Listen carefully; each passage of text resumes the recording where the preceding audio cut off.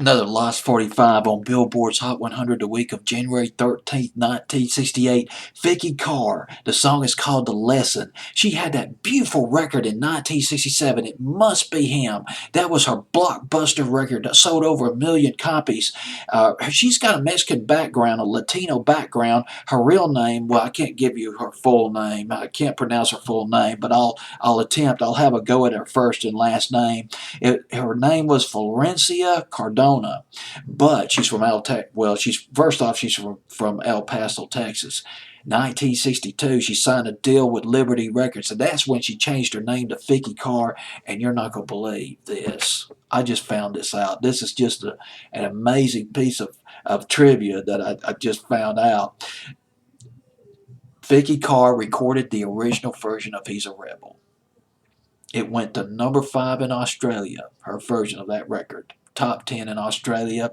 Didn't do as well here in the States. It only got as high as 115, bubbling under Billboard's Hot 100. Reason for that was Phil Spector. When Phil Spector heard Vicky Carr cutting her version of "He's a Rebel" in the recording studio, he heard her cut a version.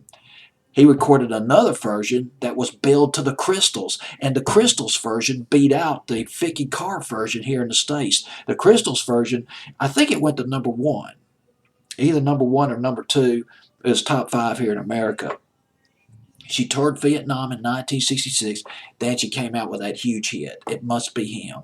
From the album "It Must Be Him," the single went to number 3 on Billboard's Hot 100. She was off and running. The Lesson came out after that, but didn't do as well. And with Pen in Hand was a pretty decent sized hit for Vicky Carr. That was at 68, 69. Vicky Carr was more of a presence on the adult contemporary charts. This was a woman who was probably more comfortable performing with people like Engelbert Humperdinck, Tom Jones, Tony Bennett, Dean Martin, Petula Clark, and adults were comfortable. The 35 to 45 to 50-year-olds who hated the Rolling Stones, who didn't care too much for the Four Seasons and the Beach Boys, who were absolutely just, who the hell is this?